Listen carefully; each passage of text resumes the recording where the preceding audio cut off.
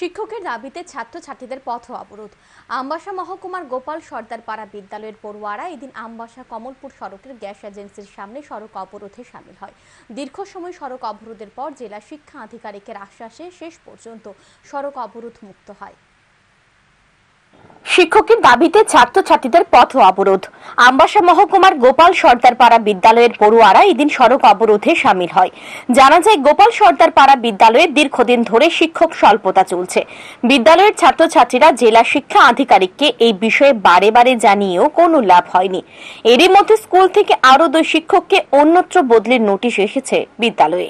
এই বিষয়ে বিদ্যালয়ের ছাত্রছাত্রীরা জানার পর ক্ষোভে ফেটে পড়ে তারা। শনিবার সকালে বিদ্যালয়ের পড়ুয়ারা আমবাসা কমলপুর সড়কের গ্যাস এজেন্সির সামনে সড়ক অবরোধে সামিল হয়। বিদ্যালয়ের পড়ুয়ারা জানায়, তাদের বিদ্যালয়ে মাত্র 3 থেকে 4 জন শিক্ষক রয়েছে। নেই ইংরেজি বিষয়ের শিক্ষক। অন্য বিদ্যালয় থেকে একজন শিক্ষক এসে তাদেরকে ক্লাস করিয়ে যায়। তার উপর এক এক করে তাদের বিদ্যালয় থেকে শিক্ষককে অন্য বিদ্যালয়ে বদলি করে নিয়ে যাওয়া হচ্ছে। সামনে মাধ্যমিক পরীক্ষা। শিক্ষক সংকটের কারণে বিদ্যালয়ের পঠন পাঠন ব্যাহত হচ্ছে। এরই মধ্যে এক এক করে 3 জন শিক্ষকের বদলির নির্দেশ এসেছে।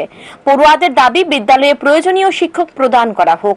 কোন শিক্ষককে বদলি করা হলে তার পরিবর্তে অন্য একজন শিক্ষক প্রদান করা হোক। বিদ্যালয়ের পড়ুয়ারা আরো জানায়, তাদের বিদ্যালয়ের মাঠটি বেহাল অবস্থায় পরিণত হয়ে রয়েছে। বিদ্যালয়ের রাস্তাটির হালও বেহাল। কতজন টিচার বদলি হয়েছে? এখন কতজন টিচার আছে স্কুলে? ওখানে মাত্র 4-5 জন এসে একজন টিচার এলে সাইডটা ক্লাস করে এসে তারপর যাওয়া লাগে, স্কুলে টিচারই নাই।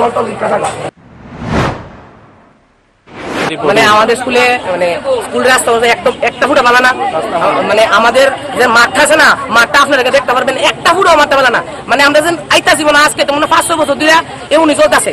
এবার স্কুলের ভিতরে এত পরিমাণে টিচার শর্ট পড়তেছে, মানে এনে ক্লাস হইব দূরে কথা, এনে ক্লাস হইও না, মানে টিচার নাই তো কি ক্লাস হইতো।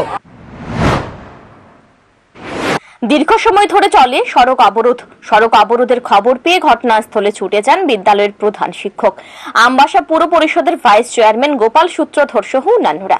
তারা কথা বলেন সড়ক অবরোধকারীদের সাথে, কিন্তু বারে বারে জেলা শিক্ষা আধিকারিক যতন দেববর্মার সাথে যোগাযোগ করা হলেও তিনি ঘটনাস্থলে যাননি।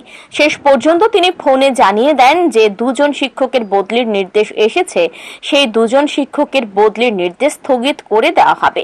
তারপর ছাত্রছাত্রীরা এই সড়ক অবরোধ প্রত্যাহার করে নেয়। তবে জানা যায়, শাসক দলের স্থানীয় কিছু নেতৃত্বের আঙ্গুলি হেলনে 2 জন শিক্ষককে বদলি করা হয়েছিল, যার কারণে এদিন বিদ্যালয়ের পড়ুয়াদের সড়ক অবরোধে সামিল হতে হয়েছে। Bureau report, news today.